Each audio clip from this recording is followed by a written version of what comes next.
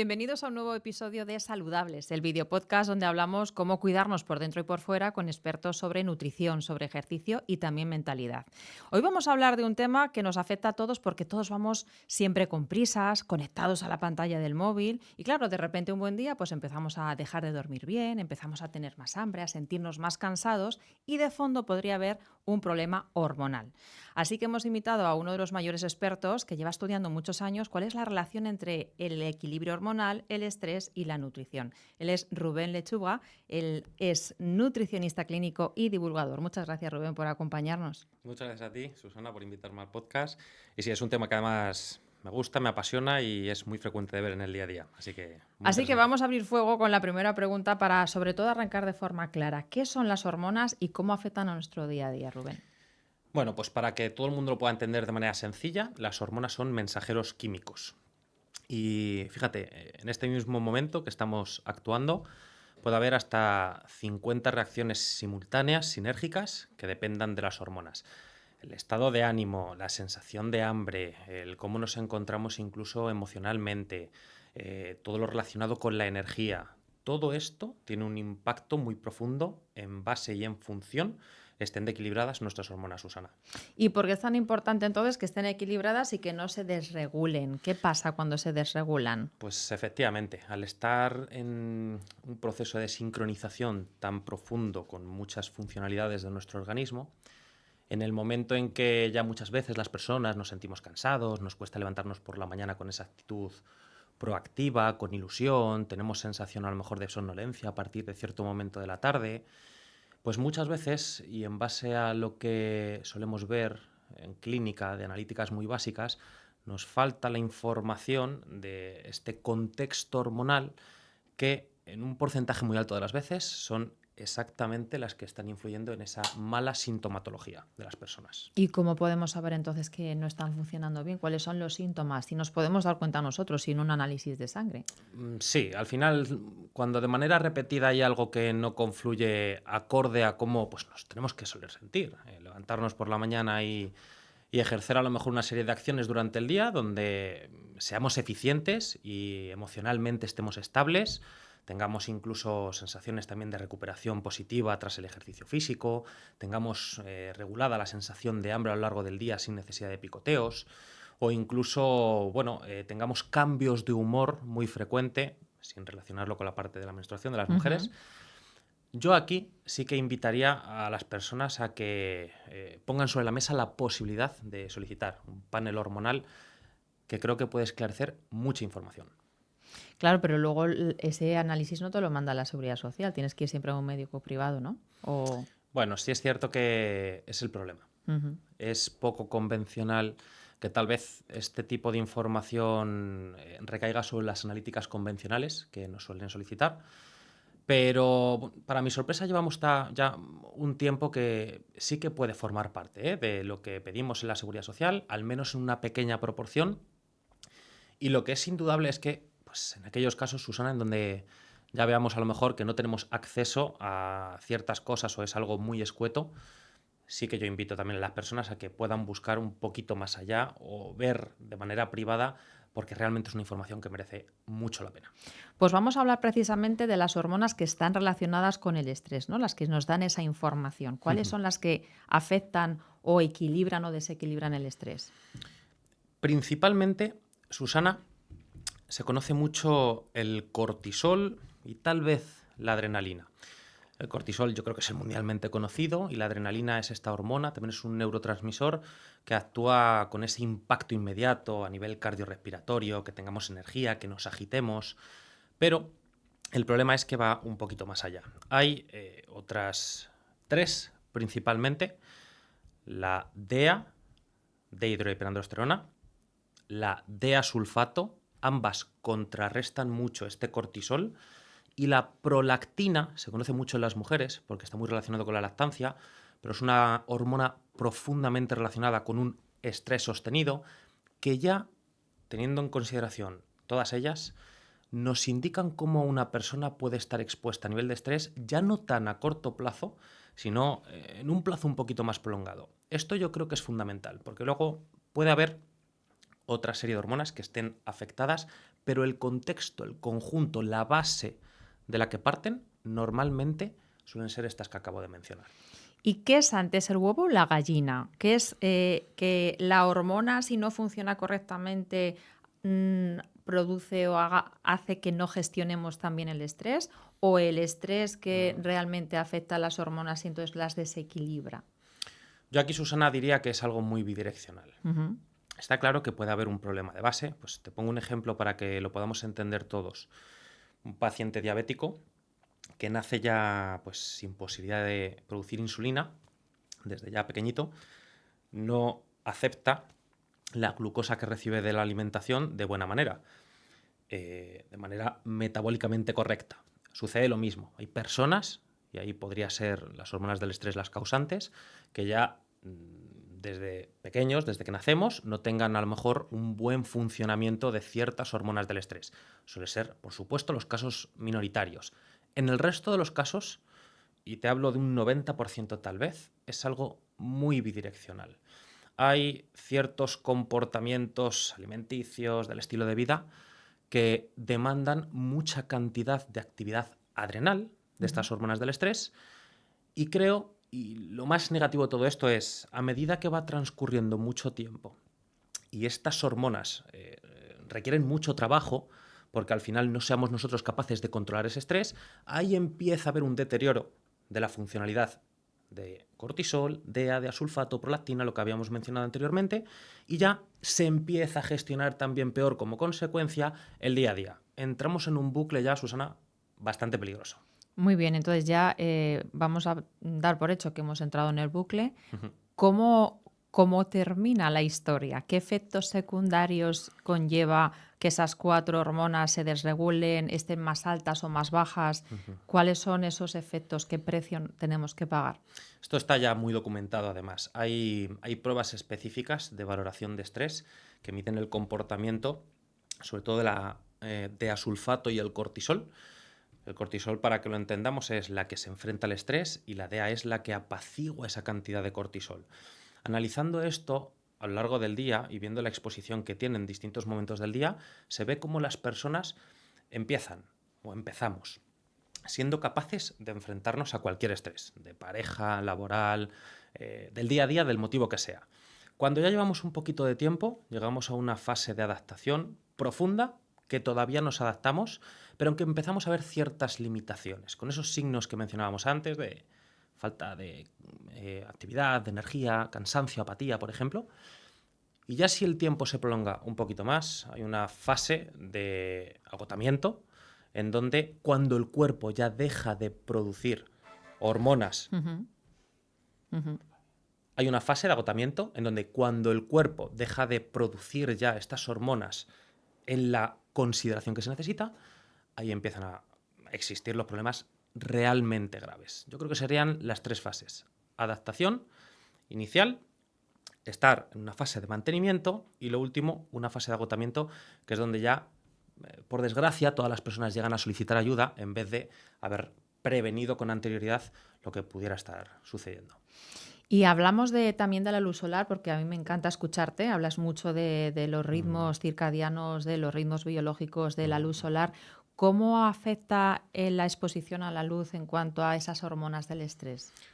Bueno, y esto creo que cada vez está cobrando más importancia y está siendo más visible porque efectivamente nosotros tenemos una cronobiología desde que nos levantamos hasta que nos acostamos y pues obviamente tenemos que intentar lidiar con la coherencia de que nuestro cuerpo solicite ciertos recursos. Uno de ellos es la luz solar. El hecho de que por la mañana, nada más levantarnos, tengamos un cierto contacto, por ejemplo, con la luz solar, promueve ya no solo que tengamos ese proceso de activación a nivel mitocondrial, esa energía, las mitocondrias son los orgánulos que rigen sobre todo toda la capacidad energética de nuestro organismo, sino incluso, fíjate, favorece que luego por la noche, en base a cómo la retina haya recibido esa luz solar, produzcamos más melatonina. Y dices, joder, qué paradoja. Por la mañana recibo luz solar y ayuda a que luego por la noche produzcamos también melatonina incluso para conciliar el sueño. Efectivamente, se da así. Imagínate, Susana, lo que es la incongruencia de decir, es que si ya no tomo el sol, ya no me activo por la mañana y encima dejo de producir la melatonina que por la noche me ayuda a descansar, que aparte tiene funcionalidad inmunitaria y antioxidante. Pero fíjate ya lo que es no exponerse al sol. Si a esto le sumamos, pues como estamos ahora aquí, muy expuestos a luces artificiales, pero de manera muy continuada. De hecho, por eso los móviles ya muchas veces, por legislación, ley sanitaria, vienen con los protectores estos de luminosidad. Eso también destruye mucho la capacidad endógena de mantener luego esa melatonina nocturna, sobre todo por el impacto que tiene sobre el sistema nervioso. Estamos constantemente a la luz blanca, a la luz de los dispositivos, y encima lo preocupante de esto, hasta las 11, 12 de la noche, o vemos muchas veces a la 1 de la mañana que nos dormimos ya por agotamiento cuando estamos con el móvil ahí pegados en la cama. Haciendo scroll todo el rato. O scroll o lo que sea, infinidad de cosas, efectivamente. Pues vamos a hablar de la alimentación, que antes has hablado también de la alimentación, que es otra de las patas, ¿no? Sí. De esa tríada, ¿no? Del estrés, el equilibrio hormonal. ¿Cómo afecta la alimentación a esa respuesta del estrés y a ese equilibrio hormonal? ¿Y cuál debería de ser una alimentación equilibrada para que todo funcionara correctamente? Pues mira, me alegra que me hagas esta pregunta, porque además el proyecto de fin de carrera que hice fue sobre cómo el estrés afecta a la salud intestinal y sistémica de todo el cuerpo. El estrés alimentario. Todo lo que hoy en día vemos en las redes sociales de modelos de dietas y como muy específicos, dietas muy restringidas o el miedo a la inflamación, al gluten, a los lácteos, está generando patrones bastante conflictivos y miedos profundamente arraigados ya a las personas del día a día, sobre todo que están expuestas a las redes, influenciando muy negativamente sobre el estrés. Esto es algo muy documentado. Ese es el estrés alimentario, ¿no? Del que hablas. El estrés alimentario, ya no te digo la restricción calórica, incluso la manera en cómo nos exponemos a la alimentación. Y como toda la parte del sistema nervioso y del estrés conectan mucho con el nervio vago a través del intestino, fíjate lo que es el intestino, producimos el 90% de la serotonina. Todo lo que muchas veces a día de hoy en la sociedad estamos abordando con antidepresivos, al final lo promovemos también con esta relación con la parte alimenticia. Imagínate lo importante que es el tema de la nutrición. Y luego, no me cansaré de decirlo, al final hay veces que nos complicamos mucho. Hay que tener dietas variadas, donde haya una presencia completa de alimentos y sobre todo donde no, que es el típico caso, por querer estar con poquita grasa o profundizar mucho la parte estética, lleguemos a ciertos umbrales que acaban destruyendo el sistema hormonal de muchas personas. O sea, cuanto menos grasa, más riesgo. Sobre todo, dicho muy a grosso modo, sí, pero porque no sabemos luego controlar hasta qué punto llegar o todo lo que al final a una persona le supone. Y aquí las mujeres tenéis un pequeño problema. Y es Vaya, que, otro más cuál. sí, efectivamente, que con todo lo relacionado con el ciclo menstrual y la influencia tan abundante que hay de los estrógenos, la progesterona, durante la fase folicular, lútea, esas fluctuaciones que tenéis, fíjate todos los casos que vemos cuando estamos haciendo una reducción muy abundante de calorías o restringiendo mucho alimentos, cómo impacta sobre esas hormonas. Entre otras cosas, esto de la menorrea, la ausencia de la regla en una mujer, viene a condición del estrés. Cuando tú tienes una dieta muy restringida, como mujer, al final empiezas a tener una desproporción en cuanto a la liberación de cortisol durante bastante tiempo, durante la restricción, y eso automáticamente, pues que te quite ya la coherencia de tu ciclo menstrual, es que te quite ya salud. Y hay algunos alimentos que nos favorecen ese equilibrio hormonal y nos favorecen minimizar los factores de estrés en el cuerpo. Algún alimento que tenga de por sí ya serotonina, por ejemplo, ¿no? Que nos pueda inducir también a relajarnos más. Sí, me gusta mucho sobre todo porque aquí le presto mucha atención con mis pacientes a alimentos, por ejemplo, ricos en triptófano. Por la noche hay gente que le tiene mucho miedo a los hidratos de carbono y creo que hacen más beneficio que perjuicio, sobre todo bien controlados. Me gusta mucho, por ejemplo, sí, alimentos como los pescados azules, ciertas carnes magras, algunos cereales integrales.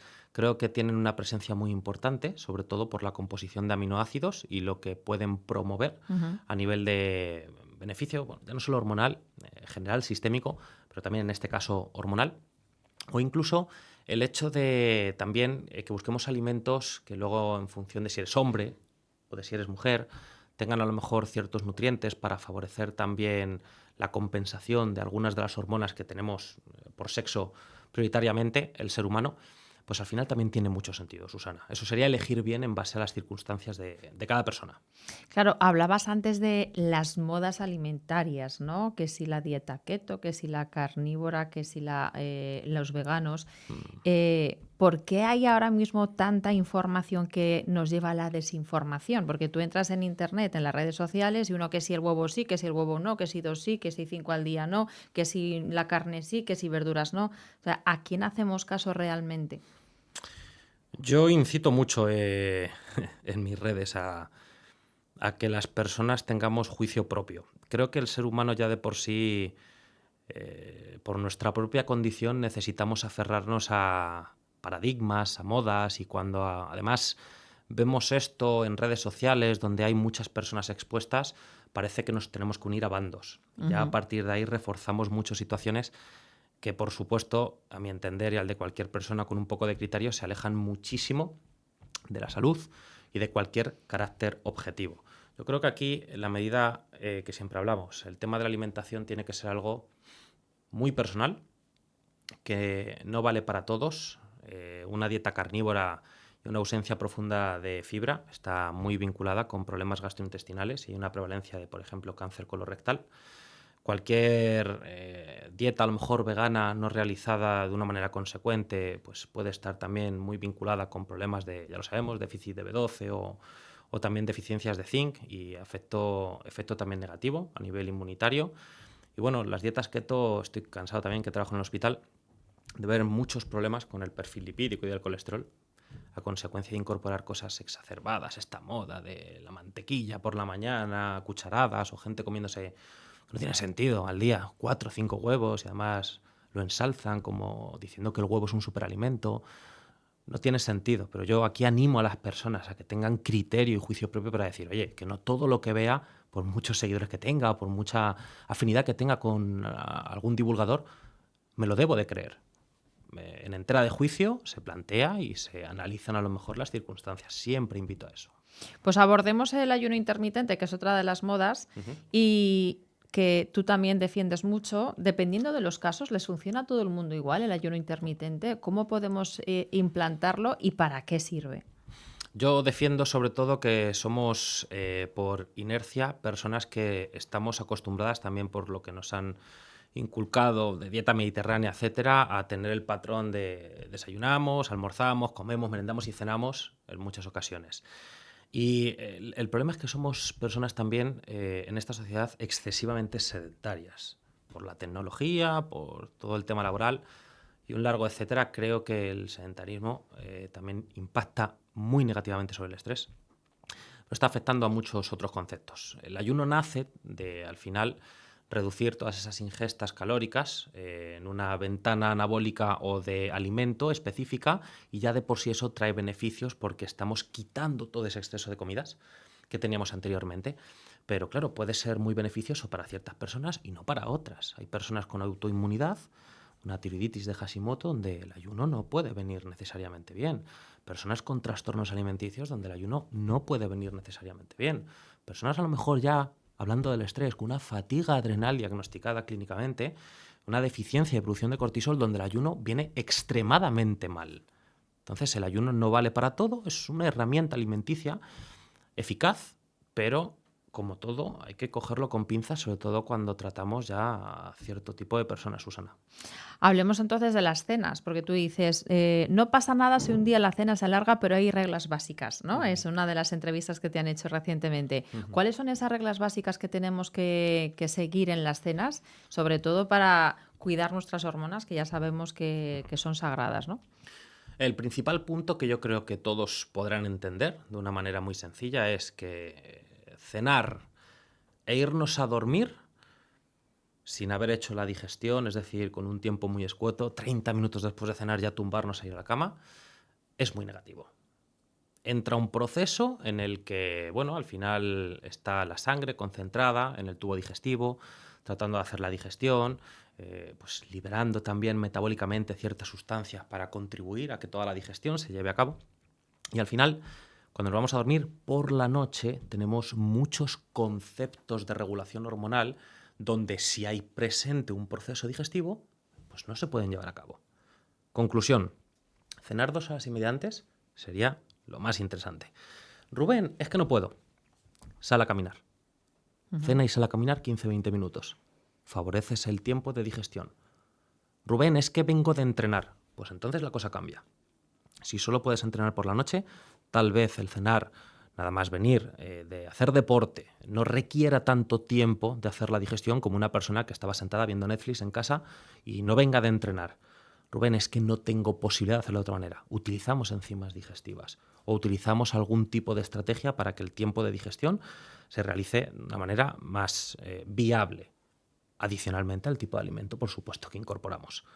Que luego hay alimentos, efectivamente, de metabolización más rápida. Por ejemplo, un pescado blanco ya favorece mucho la digestión frente a cualquier tipo de carne. O incluso el huevo por la noche, un huevo con unas poquitas de claras, el acompañamiento de verdura, etcétera, resulta mucho más fácil de digerir que a lo mejor otras comidas también, con carnes. Yo soy muy, al final, proactivo con el tema del pescado o del huevo por la noche, pero como ves, te estoy diciendo ejemplos y habría que analizarlo con cada persona, Susana. Claro, porque evidentemente lo más importante es que cada persona es un mundo y hay que Sí, personalizar a tope, ¿no? Eso es el sí. consejo, el primer consejo que le darías a alguien. Yo, al final, mira que trato de ser también muy neutral cuando divulgo. Trato de siempre posicionarme, el decir, a ver, lo que les llegue a los demás, qué es lo que me gustaría a mí recibir, con honestidad. Y cuando hablo de nutrición, cuando hablo de todos estos conceptos, siempre intento dejar claro este concepto que acabas de mencionar. El hecho de que seamos conscientes en qué punto estamos es lo que va a determinar qué es lo que necesitamos. Dicho esto, muchas veces estamos esperando a ver un post que necesitábamos oír, no porque si comes esto, esto es para mí. Cuidado, si hay dudas, si necesitas a lo mejor cualquier tipo de observación por parte de un profesional, pues solicítala, porque muchas veces te va a beneficiar en gran medida.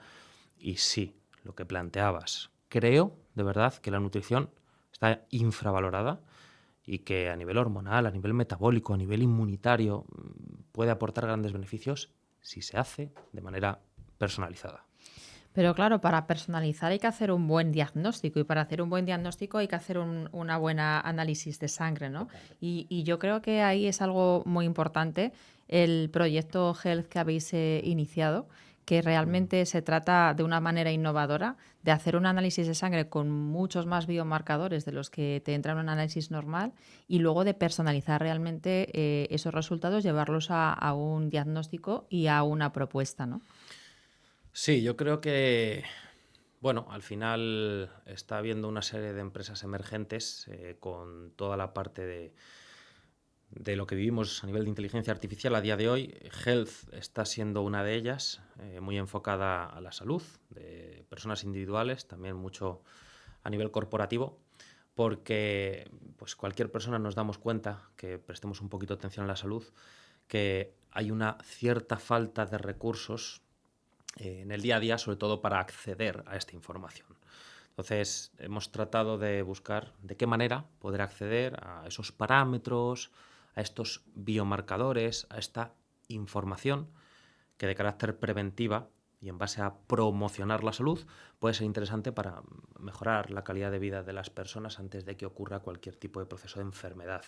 Es decir, los signos que me preguntabas inicialmente de cómo nos sentimos, qué puede estar ocasionando que tenga apatía, que tenga una falta de líbido, que tenga una falta a lo mejor de congruencia emocional, que tenga esos altibajos, etcétera, pues qué se analiza, qué hormonas pueden estar involucradas y qué paneles pueden aportarnos una ayuda a saber dirigir esa situación antes de que llegue a ciertos extremos, Susana. ¿Cuántos biomarcadores analizáis en total? No es algo cerrado, depende de también la necesidad de las personas, pero bueno, si pongamos una analítica básica puede tener entre 20 y 25, pues un número aproximado pueden ser entre 55 y 70, dependiendo ya de las circunstancias, ya te digo, de cada una de las personas, Y Susana. luego, ¿qué hacéis con los 60 resultados que salen en ese análisis de sangre? O sea, ¿cómo relacionáis unos con otros para llegar a un diagnóstico acertado, ¿no? y correcto? Bueno, al final contamos con profesionales, médicos, la herramienta de la inteligencia artificial que aúna muchísima información. Me gusta poner aquí un ejemplo. Imagínate, bueno, yo creo que lo hemos vivido tanto tú como yo. Antiguamente, cómo se buscaba la información muchas veces, o las enciclopedias. Las 3 primeras letritas y decías, a ver, ¿en qué página está? Y luego ya te ibas a la página y tardabas un tiempo. Empezó los buscadores, el famoso Google, Ujú. y fuimos agilizando todo este proceso. A día de hoy la inteligencia artificial lo que está proporcionando es esto, incluso a nivel sanitario. Aporta información, aúna conceptos, interrelaciona muchos de estos parámetros, hormonas, la bioquímica de una analítica, dando diagnósticos muy precisos a los que honestamente, por falta de tiempo, en el ámbito hospitalario muchas veces no se puede ni acceder o, bueno, incluso como se está viendo. Esto ya está además muy demostrado. Hay muchos profesionales que no llegan a pesar de tener sólidas formaciones. Entonces es aprovechar este recurso para poder abordar esta información y además hacerlo de la manera más precisa posible. Pero qué importante interrelacionar. Yo me he encontrado con casos de, no, es que tengo el colesterol alto y sin embargo, si lo relacionas con otros marcadores, decir, no, es que el colesterol está perfecto. Entonces, ¿qué casos os encontráis, ¿no? de decir, es que hay que realmente ver el contexto del paciente en global? Te podría poner muchos, pero fíjate que haciendo un poco mención a esta charla, es que es increíble, se me viene a la cabeza tantos, eh, el estrés. Ujú. El estrés sostenido tiene un impacto sobre pues, el eje hipotálamo hipofisario, que es como el ordenador central que rige el funcionamiento de luego muchas otras hormonas. Y muchas veces hay problemas con la TSH, la tiroides, a consecuencia de todo lo relacionado con el cortisol o esa prolactina que mencionábamos al principio. Ujú. Lo mismo con la testosterona. Hay muchas veces que esa falta de apetito, esa falta en la calidad de la erección, viene condicionada por desregulaciones del eje asociado al cortisol DEA que mencionábamos. Esas hormonas del estrés, esas hormonas adrenales. O mismamente, esa necesidad constante de picoteo, las hormonas grelina, que es la que te da la sensación de hambre, o la leptina, la sensación de saciedad, se desregulan cuando el cortisol también tiene una presencia desregulado en una analítica. Estamos hablando solo del cortisol. Imagínate lo que supone el poder interrelacionar y lo importante que es, pues oye, conocer toda esta información y estas hormonas. ¿Y por qué los médicos convencionales no tienen toda esta información para llegar a diagnosticar de una mejor manera a través de un análisis de sangre más desarrollado, ¿no? Se está implementando ya mucho, ¿eh? Vemos en los hospitales ya un sistema de inteligencia artificial, de automatización de toda la charla para luego dar un diagnóstico un poquito más preciso. Ya todas las herramientas del software que utilizan los hospitales están implementándolo, estamos avanzando. Pero honestamente todavía falta porque no hay suficientes recursos. Yo he llegado a, por ejemplo, una analítica yo creo convencional de las que nos hacen los seguros de trabajo, por ejemplo, Ujú. 80, 90 euros si una persona lo solicitara en un laboratorio privado. Pedir una analítica completa de estos 50, 60 biomarcadores, yo he llegado a pagar 578 euros hace tiempo, porque luego ya dije seguro médico privado, pero son analíticas muy costosas, muy caras. Y al final, por esta sencilla razón, el sistema sanitario actual es imposible, yo creo, o falta mucho, yo creo, por ver que pudieran acceder a ello, soporte esa necesidad de aunar la información con anterioridad a que algo ocurra. Por desgracia, lo que ya sabemos que pasa es me encuentro mal, hazme este análisis, no pasa absolutamente nada, pero luego la siguiente vez que vas y vuelves a tener ese problema, lo siguiente que te pautan, la siguiente acción que se da es, oye, sí, tenías razón, fármaco. Pues igual el estar previniendo ese toma ya el fármaco y depende de ello durante toda tu vida, merezca la pena con ese carácter preventivo y con todo ese soporte nutricional del que tanto hemos hablado. Igual que hablábamos antes de las cenas, Ujú. vamos a hablar también de las comidas para ayudar al equilibrio hormonal, ¿no? Nos decías de irnos a la cama pues 2 horas y media antes de, 2 horas y media después de haber cenado, sobre todo pescados blancos y huevos más recomendados, ¿no? Para hacer unas digestiones más ligeras. ¿Cómo tenemos que comer a lo largo del día, ¿no? En cantidad y en qué horas son más recomendables para ayudar a nuestro sistema hormonal a que esté más equilibrado? ¿Qué hablábamos antes, Susana? El tema de la, al final, personalización Eso de es. absolutamente todo esto. Ujú. Pero sí que aquí quiero destacar una cosa, que creo que es la más importante.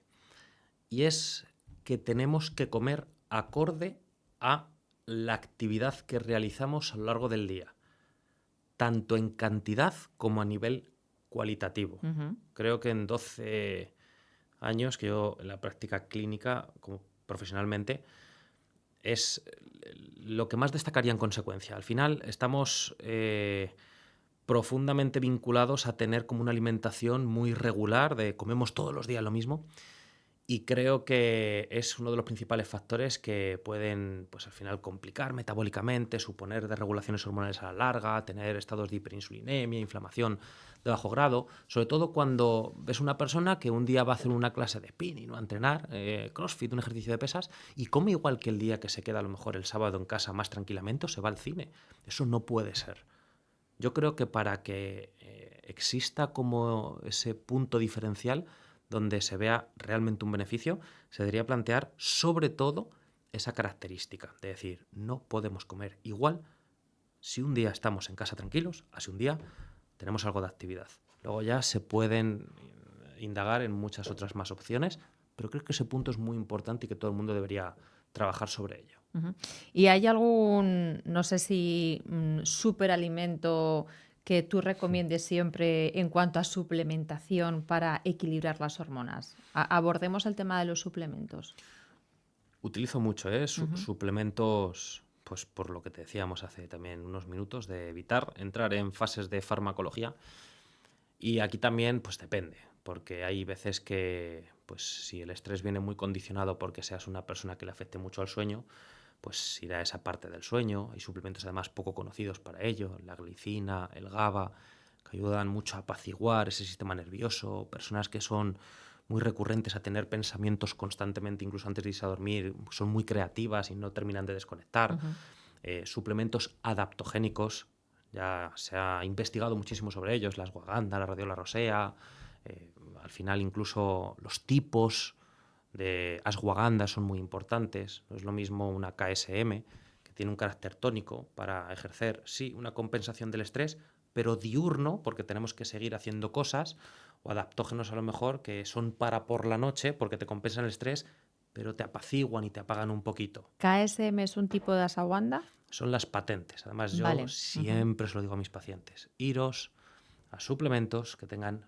patentes, ¿Por porque al qué? final, ¿Porque pues son más seguras? aparte de por seguridad, porque al final son las que están muy vinculadas con los ensayos clínicos, que tienen estudios sólidos y cuya eficacia está probada, antes de coger por ahí pues, materias primas que vengan de fuera y que compliquen un poquito, pues sobre todo, sí, que sean lo efectivas que necesitamos que sean. Y luego hay pues, la micronutrición, los minerales, magnesio, zinc, una vitamina B6 está muy relacionada también con ayudar a gestionar el estrés. Pero aquí luego siempre, y no me lo perdonaría si no lo dijera también ahora, incito a que las personas antes de dar o tomar, porque haya escuchado que esto sirva, que indaguen un poquito el por qué lo pueden necesitar y en qué proporción. Creo que merece mucho la pena. Entonces, si decías antes que la serotonina al 90% se genera en el intestino, estamos hablando del eje intestino-cerebro, ¿qué sucede en la microbiota que nos pueda desregular el estrés, a que nos pueda aportar mayor estrés? Sí, sí, sí. Esto además forma parte del trabajo de fin de carrera que tuve. Ujú. Cuando nosotros tenemos un estrés sostenido en el tiempo y se va desregulando ese eje cortisol-DEA, cortisol-estrés, DEA la que lo compensa. Si de repente empiezan a desbalancearse o hacia un lado o hacia el otro, porque ya llevamos mucho tiempo, lo que suele suceder es que a través del nervio vago impacta sobre el intestino y empieza a ejercer un proceso que se denomina de disbiosis. Empieza a haber una composición de los microorganismos un poquito más inestables y se ha observado también, y esto está muy documentado, cómo los enterocitos, que son las células del epitelio intestinal, empiezan a separarse un poco. Fíjate, se mide en Armstrong, que son unas unidades muy pequeñitas. Al separarse un poquito esos enterocitos, lo que sucede es que hay más sustancias indeseables que no deberían de pasar, pues efectivamente que empiezan a causar efectos adversos. Que pasan a la sangre, ¿no? Exactamente, que las absorbemos y no son capaces ya nuestros intestinos, cuando llegamos a ese punto, de discriminar esa barrera. De hecho, la principal barrera de defensa inmunitaria es el intestino, el epitelio intestinal, y ahí es donde confluyen ya luego todos esos procesos que hablábamos de sobrecrecimiento bacteriano, inflamación, etc. Un principal causante es el estrés. O sea que si un paciente va a tu consulta, Rubén, con cansancio, que duerme fatal, que está muy estresado porque tiene, no, pues le manda un correo electrónico a su jefe a las 12:30 de la noche, ¿por dónde empiezas la intervención con ese paciente? Pues esto le sonará a la gente que vean el podcast y que hayan sido pacientes, porque no veo ningún paciente sin analíticas. Ujú. Tan sencillo como eso. Salvo a lo mejor que ya tengan alguna circunstancia muy, muy, muy definida. Mi premisa es que antes de iniciar ningún tipo de práctica clínica se realice una analítica lo suficientemente completa como para no especular y tener una dirección de base que al final ayude mucho a solventar el problema. Porque luego también es muy frustrante cuando estás dando muchas vueltas, muchos tumbos y no encuentras realmente el porqué de la situación. Entonces, vuelvo a decir lo de antes, intento hacer las cosas en cada acción que hago en las redes sociales, con los pacientes, siempre como me gustaría a mí recibirlas. Y creo que esa primera analítica, esa primera toma de contacto y de búsqueda de la información, Susana, es crucial. Y luego me imagino que una vez que tienes los resultados de los análisis, hay una intervención en la alimentación y de ejercicio, ¿no? Siempre va a haber, o de ejercicio no, siempre la alimentación es lo primero. El ejercicio no lo pauto yo, al final tiene que ser una persona colegiada, TAFA, TINEF, pero por supuesto que aquí hay 3 pilares básicos. Ujú. Alimentación, deporte, 100%, y no solo lo que vamos al gimnasio, de nada sirve que no vayamos una horita al gimnasio todos los días si damos 2000 pasos y el resto del tiempo estamos como ahora sentados, hay que luego moverse. Y el descanso, ¿vale? Esos 3 pilares yo creo que son súper importantes y hay que promoverlos también desde cualquier aspecto de la clínica, de la parte de profesional sanitario, hay que promoverlo. Pero ya en base a los resultados de esa analítica, muchas veces con médico o parámetros más sencillos sin médico, lo que al final ya promovemos es una dirección con esa micronutrición, esos suplementos, ese tipo de alimentación necesaria. Decías antes del colesterol muy elevado. Oye, pues reducir alimentos con alto contenido en colesterol. O si me sale excesivamente alta la glucosa o la hemoglobina glicada, la glucosa en los 3 últimos meses, oye, pues reducir un poquito la exposición a esa glucosa. No hacer una dieta cetogénica porque sí, porque se lo he oído a la vecina del quinto. Entonces, para eso es una analítica, para empezar a determinar con mucha más objetividad. Pues yo te voy a poner entonces en un brete, porque imagínate que ahora mismo no tenemos la analítica de todos los seguidores que nos están viendo, pero ¿qué 3 consejos le podrías dar a alguien que está muy estresado, que se siente cansado y todavía no has visto los resultados de su análisis de sangre? Pero para una persona que diga, pues yo a partir de mañana me quiero empezar a cuidar mejor, ¿no? Y quiero empezar a cuidar mis hormonas porque hay algo que por ahí, ¿no?, me dice mi instinto que puedo hacer mejor respecto a ello. ¿Qué 3 consejos le darías? Pues al final voy a meter en un mismo pilar nutrición y descanso, Ujú. porque creo que al final que visualicen si descansan bien por la noche y que sobre todo, más allá de entrar en conceptos un poquito más difíciles de nutrición, que visualicen si su alimentación es de calidad, pocos ultraprocesados, pocos azúcares, si es una alimentación real de supermercado, que al final pues hagan en casa con amor, paciencia, cariño y que al final sean alimentos de verdad, no lo que encontramos ya envasado de meter al microondas. Punto número 2, el deporte, moverse. ¿Cuántas veces no hemos oído a personas influyentes como Marian Rojas, María Alonso Puig, de la importancia del ejercicio para mejorar toda la relación con la ansiedad, la depresión, por el aumento del BDNF, el factor neurotrófico asociado al cerebro, cómo eso impacta profundamente en cómo nos sentimos, en cómo actuamos, en cómo emocionalmente enfrentamos el día. Hay que hacer deporte, hay que moverse. Y si en algún momento hay gente que a lo mejor está con mucho estrés, que desconecte, que salga, que se vaya a hacer deporte, en contacto con la naturaleza, que empiece a tener un poquito más de ritmo de cardiorrespiratorio, que suba las pulsaciones. Todo eso ayuda a gestionar mucho mejor el estrés. Real. Suena así un poco paradigmático. Perdón. Ujú. Real, que suena así Ujú. un poco escéptico, pero Sí, sí, efectivamente sí. tiene un profundo impacto. Y en última instancia, fíjate, me parece súper importante las relaciones sociales, Susana. Que vigilen sobre todo si están, además es bonito porque hay estudios que se ven como luego marcadores de estrés reales de las analíticas mejoran con esto, que se rodeen de gente cercana en quien depositen confianza, con quien puedan hablar, con quien sientan afecto, cariño, que les sumen el día a día, que les entiendan y con quien puedan compartir cosas personales, creo que es un pilar fundamental para mejorar las hormonas del estrés y el vínculo que guardan con el día a día de las personas.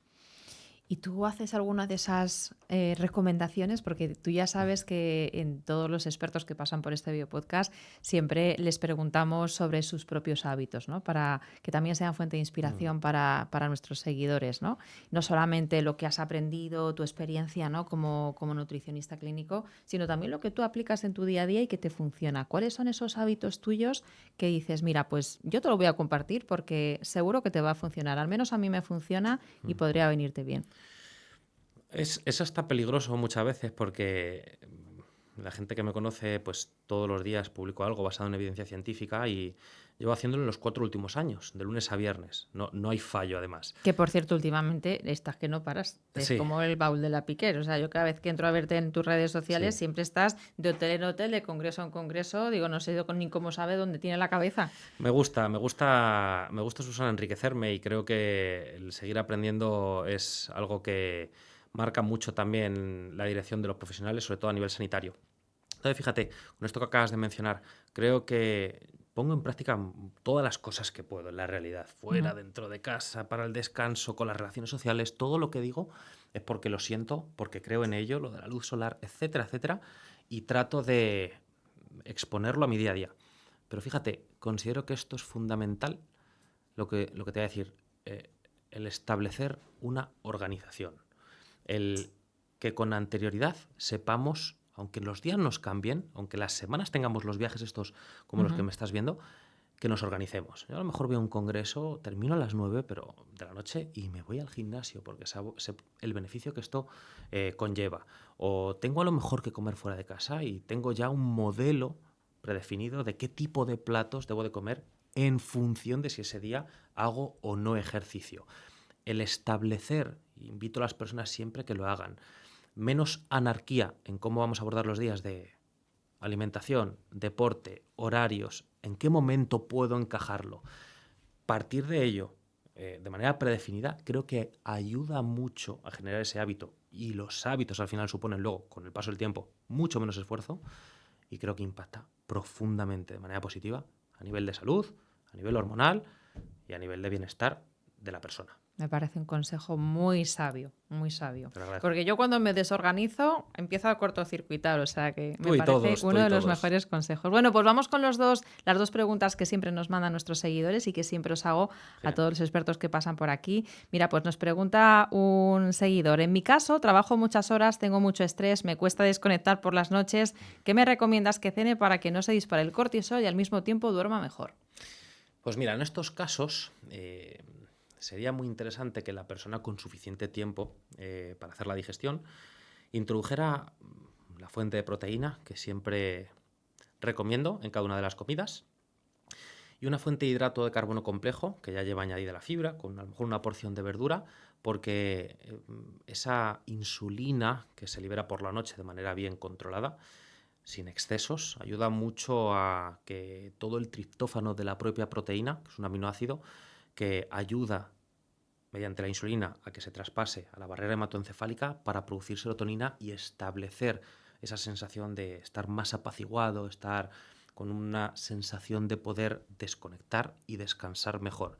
Incluso, lo puse no hace mucho, un estudio muy reciente que salió, 1 o 2 kiwis pequeñitos pueden favorecer mucho todo el proceso de descanso nocturno. En concreto el kiwi por la composición que tienen. ¿Ejemplo de hidrato complejo? Pues tal vez pues, me gusta mucho la quinoa, un boniato, una batata. Hay que medir bien la cantidad del hidrato y sobre todo volvemos a recordar si has hecho deporte o si no has hecho varía mucho. Pero serían ejemplos a lo mejor viables, junto con una porción de verdura. Que no es suficiente y que la persona es, de las que hablábamos antes, una mente muy inquieta, que no logra desconectar y que necesita ese soporte adicional. O sea, aquí fíjate, lo de la glicina y el GABA, que justo me alegra que hagan esta pregunta, sería un caso. Glicina, unos 3 gramitos, más o menos 45 minutos, siempre valorarlo con el profesional, individualización, y GABA entre 500 y 1000 miligramos, esos 45 minutitos antes de irse a la cama, separados de la cena, creo que ya pueden promover mucho a que esa persona por la noche empiece a tener un contexto de estar más relajado y con una sensación de conciliar un poquito mejor el sueño. Muy bien, pues vamos con la segunda pregunta.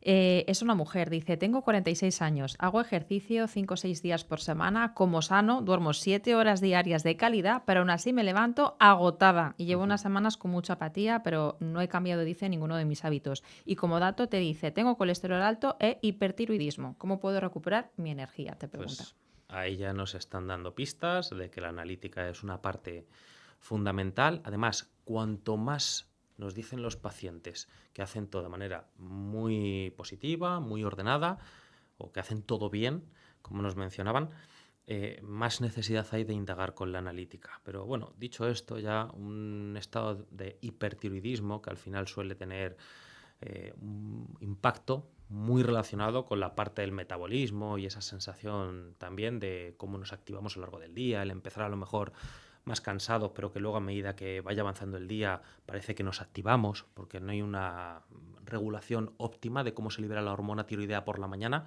Suele suceder a veces incluso que luego por la noche dices, joder, parece que por la mañana no tenía energía y luego por la noche llegas a un punto donde te activas y dices, ahora sí, ahora no, ahora te tienes que ir a la cama. Este tipo de perfil es un ejemplo básico de persona que yo sí que indagaría un poquito más con una analítica. No obstante, también me llevo muchas sorpresas de lo que pensamos que a veces se hace todo bien, desvincularnos, no arraigarnos a ese concepto, porque luego dices, ostras, pues parece que también no lo hacías. Es bonito que al final las personas tengamos presencia en decir, oye, pues intento hacer las cosas bien, pero si ya hay algo que no cuadra con respecto a tú cómo consideras que deberían de salir las cosas y sentirte en el día a día, yo ahí sí que indagaría un poquito más, Susana. Pues Rubén Lechuga, que me ha pasado el tiempo volando, que yo creo que me voy a escuchar este podcast y voy a tomar apuntes, porque yo creo que también se trata de eso, ¿no? De incorporar poquito a poco cada uno de los consejos que nos dan los expertos, pero para eso tenemos que tenerlos en algún lado y acordarnos y darles un vistazo y integrarlos a nuestra rutina real, ¿no? Así haciendo también alusión a la organización. A la organización. Apuntarlos, organizarlo y poquito a poco. Rubén Lechuga, muchas gracias. A ti, Susana, un placer. Y a vosotros, pues nada, como siempre os digo, si os ha gustado, le podéis dar like, compartir, mandarnos vuestros comentarios y nos vemos muy dentro de poco. Y como dice mi lema, haced lo posible. Hasta el siguiente episodio. Nos vemos pronto.